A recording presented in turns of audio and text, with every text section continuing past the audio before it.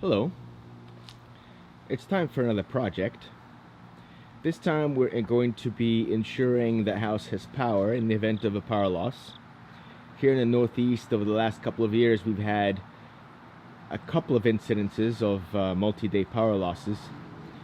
A couple of years ago, there was an ice storm. Last year was Superstorm Sandy, so I decided to be ready this year. It's going to be an interesting project. I'm going to show you exactly how I turned this portable generator into a whole house system powered by natural gas. So let me show you what I have. We have here a Westinghouse 7000 watt generator powered by gasoline. Got that at Costco. It was on sale, $6.99. I think it was a pretty good deal. So it's 7,000 watt consistent, surges up to 8,500. Provides 30 amps of power. To connect it to the house, we have a Reliance transfer switch. It's a manual transfer switch that switches 10 circuits. So what we have to do is select 10 circuits in the house that will be powered in the event of a power loss. And this is a kit. If you see there on the box, it comes with the actual transfer switch. It comes with an inlet, which we're going to put outside. And it comes with a extension cord that goes from the generator to the inlet. The one thing it does not come with is a cable that comes from the inlet to the transfer switch. And the reason why they do that is they don't know how much cable you're going to need. Everybody's house is a little different. So I'm going to go to Home Depot and buy the cable. Probably a good idea to get a 10 gauge to make sure we don't have loss of voltage. What we also have then for our natural gas components is we have a converter to convert the generator to natural gas from US Carburetion, Type C kit. We have also a natural gas hose, also got that at US Carburetion, pretty convenient to get it from them. And in the middle there is a quick connect so that we can connect the hose at the time that we need it without sort of screwing it in and using thread sealer. So that's pretty much our kit, other than the cable, which we're going to get. Obviously I need to have a natural gas outlet, which we'll show a little later. I don't have that right now. It's going to be installed later. Obviously I have to have somebody come and do that. But this is going to be really a solution of how you can put these components together. I'll show you how I implement it. It won't be an exact, every little step, but it should give you a really good idea of how you could do this. And then maybe you can do a little more research on a specific component. There are plenty of YouTube videos on, for example, how to put this kit in the natural gas kit. Okay, so let's get going on this, and we'll see how it goes. So this is what we've done so far. The transfer switch has been mounted to the wall, and we've also fed the wires through into the breaker panel. Interesting thing is my breaker panel is actually flush with the wall. A lot of times they're just screwed onto the wall. With me, because it's flush to the wall, I had to actually come into the drywall. I couldn't mount this this housing right onto the breaker box, but that's okay. I just went into the drywall and fed it through the breaker box that way. So the idea of this switch is that where these cables come in here at the bottom, that's where our inlet box is going to be connected. We're going to get a 10 gauge 4 cable wire, which will go I guess I'm going to run it up the wall and put it outside there where our inlet box is going to go, and that will feed that in, and then these wires which we fed in will connect to our circuits. And as you see, I've marked my circuits that we're going to connect. Interesting thing is that on the bottom left I have this 100 amp breaker. That's actually a line going upstairs. I have a sub panel upstairs, so I'm going to connect that 100 amp breaker to 20 amp. As I've mentioned, these reds are 20 on this panel, so I'll connect it to a 20 amp. It's going to be fine. I mean, mostly upstairs we're going to run the upstairs furnace and some lights. The upstairs panel also runs the oven, which we're not going to use during the emergency. So so that should be fine. So next steps again would be to connect our wires to the actual circuits that we're going to connect, as well as to run our wire for the inlet box outside and connect that in. So here we are on the other side of the house. The inside of this window is where our utility room is, and as you can see, the electricity is coming into the house at this point. I've already drilled a hole and put in a 10 gauge 4 wire cable, I guess.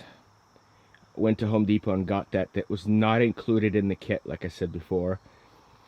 They really don't know how much of it you'll need. I got 10 feet. I think it was about $275 a foot at Home Depot. So that's already through.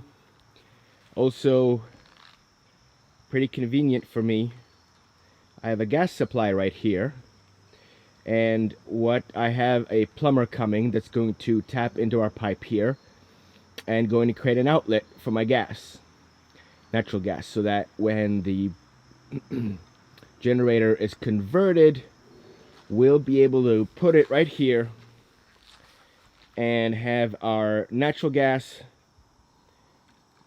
and our electricity. So our natural gas will come into the generator, which will be standing right there, and I'm gonna create our inlet right there where that black cable's coming out, and that's where we connect the generator when we need it. So next steps is to wire this cable inside to the switch, and on the outside here to mount our inlet. Alright, so our inlet is mounted. We now have this cable connected to both the inlet here and to the transfer switch. So this part here is done. Maybe I have to add some silicone to fill in that hole completely, but this part of it is done. The next job will be to wire our transfer switch into the main breakers.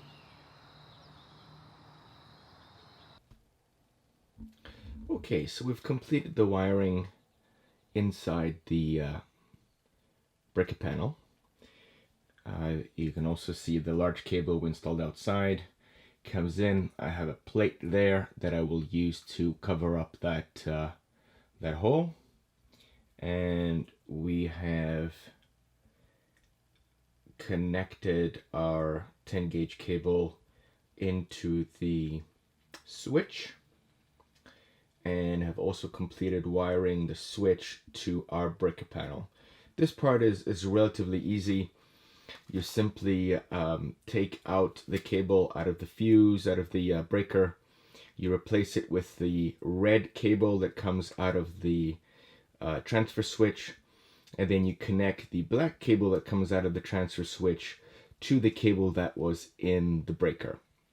That by doing that, the power goes through the switch, so that way you can choose whether the power should come from the generator or the city line. One thing I didn't do is my 100 amp switch there that goes up to the sub panel upstairs. I obviously did not connect that at this point. The maximum is 20 amps on this transfer switch. So what I did is I just put caps on it, and during the emergency situation without the power, I will then connect it up. 20 amps will be enough at that point, since I will not use certain items upstairs. But right now, obviously I can't lower the 100 to 20. That obviously will trip the fuses way too much. So I think in here we're done now. Just need to close up, clean up, and this phase of the project is complete. The next thing would be to do is to test the generator on the house on generator power using our transfer switch. And of course, phase 2 of the project is converting the generator to natural gas. So now that the power portion of our project has been completed, it's time to convert the generator to natural gas. And I have the kit from US Carburetion open here. Really, the kit has really two main components. We have our regulator here, which brings gas into the system, and our adapter here, which connects to the carburetor.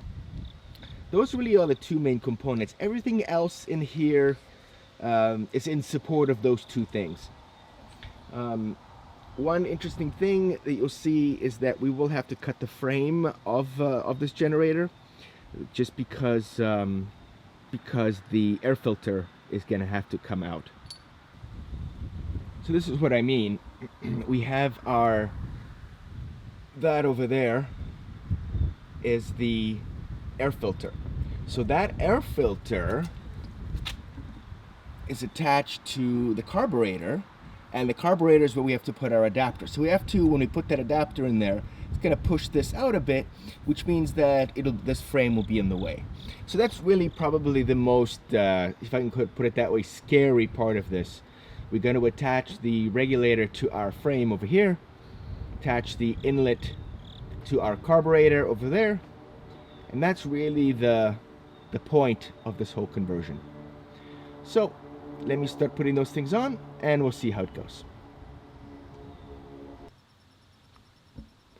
And there we are. Our first step is done. The adapter is put in place. See that right there? This is where we're going to attach the regulator here. There's going to be a hose that attaches there.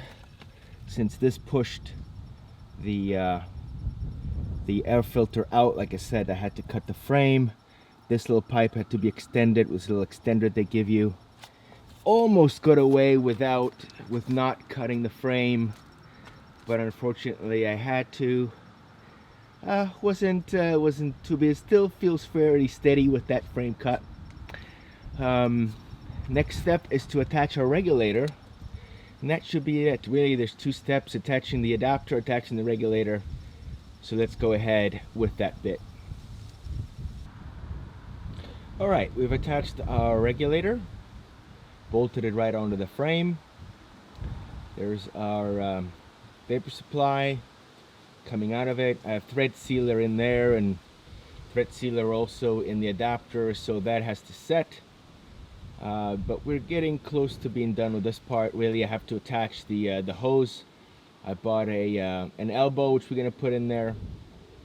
But when it comes to the conversion, it's pretty much done, except for attaching hoses. Alright, so we've done our last step. As you can see, the hose between the regulator and the adapter has put in place right there. And I've also attached our natural gas hose. Yes, it's pretty thick, like I said before, and that's so you get a lot of gas in. I used an elbow there, which you got at hardware store. That's just so it doesn't stick out too much. And onto the end of our hose, I attached the quick connect, which you saw earlier. So I attached the hose part to the hose, and the outlet part is on the outlet, which we'll see in a minute. So that's that. It's converted to natural gas. So let's take it over to the outlet, which was installed, and we'll hope for the best, I guess. All right, so we moved the generator in place, we've connected everything, and we're ready to fire it up and try it. So here's the generator. We've attached the hose to the new outlet. If you recall, this wasn't here the last time we checked. So the plumber installed the black part. It's painted up until that in the center there, the on-off switch. I added the elbow, and you see there our quick connect, so that makes it easier to connect in and out. Otherwise it would have to be permanently screwed in there. Of course, again, that goes to our generator, and from the generator on the other side we have our 30 amp extension cord plugged into the 30 amp circuit. Again, this extension cord came with that switch kit. Our extension cord is plugged into our inlet. Very nice. So let's try to start it up, and we'll see how it goes. All right, so step one, we will turn on our gas. Contact. Next, let's move over to the generator and try our good old on switch. It's an electric start on this guy.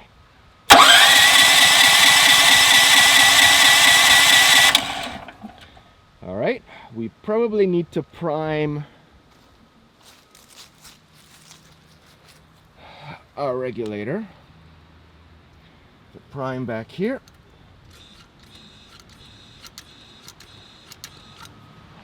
What that does is it lets gas into the system, because the way you shut this off is you turn off the gas supply, so there's no gas in the system. So what that does is lets gas in there, and now we should be able to start it.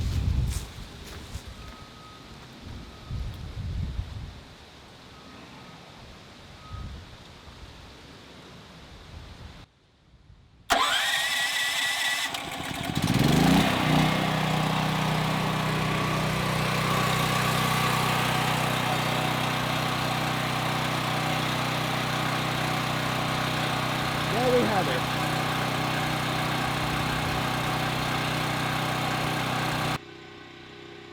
So we're back inside at our transfer switch. You can hear the generator buzzing outside. We're going to simulate a power outage. See how this goes. So, there's our trusty breakers. Tough guy. Oh boy! We have lost power! What will we do? Well, transfer switch time. So, in the dark here, the camera's a little trouble focusing. Right, so right now our switches are down in the line position, meaning city power. We're gonna switch them all up to generator.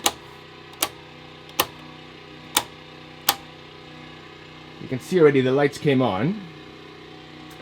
And we have power, even though we don't have power. Fantastic. This is exactly what I wanted in the event of another major power outage. You know, if you lose power for a few hours, it's no big deal. If it starts to get into days, it's certainly a problem. Over here, we have our watt meters, which is very handy. As you can tell right now, it barely registers. We have some lights on. You know, major things are not on. Or the great thing about a transfer switch like this is that you can have both city power and the generator on. In other words, when the power comes back, you're not putting anybody at risk, because sometimes when people do things where they sort of just add a breaker, backfeed their generator right into the main, that could be dangerous in that if they accidentally leave that main on, your generator will feed power into the lines. It could actually hurt a linesman when they're making repairs for you. So let's simulate the power coming back.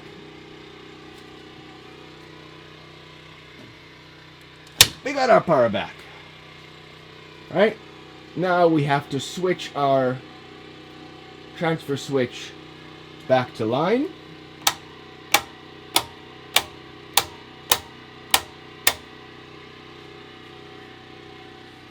And we have ourselves back on city power.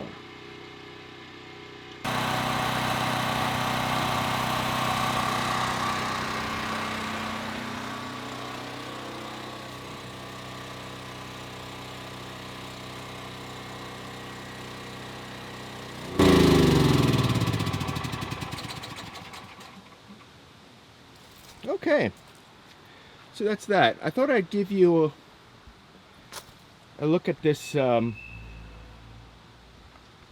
quick connect. Very handy. See, so that way it's almost like when you have a natural gas barbecue, same idea. You are able to plug this in real quick without having, I mean, if you didn't have this quick connect, you would have to permanently mount this hose here and to the generator. So pretty much that would mean that you have a permanent generator, and the whole point of this is for it to be a temporary generator, a portable one, so that you could hide it away in the event of a power emergency. You can hook it up. So this concludes our video. I hope that it gives you some ideas as to what you can do. Again, I didn't exactly go step by step. There are a lot of videos on YouTube on how to do this. Total charges.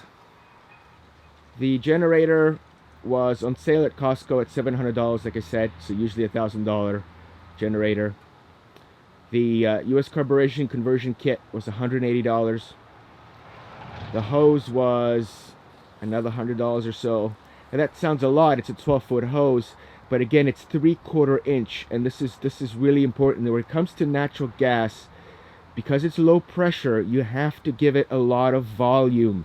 It's all in the volume, and the longer this hose is, the thicker your hose has to be. So my 3/4 inch here is perfect. It's even a little too much, but if you're going to go, over 40 foot or something like that, 50 feet, you may even go to a 1-inch hose. So be sure to look at that. And our transfer switch was $350. Again, you can go take that down to $250 if you want the smaller version. I think it's the 6 switch.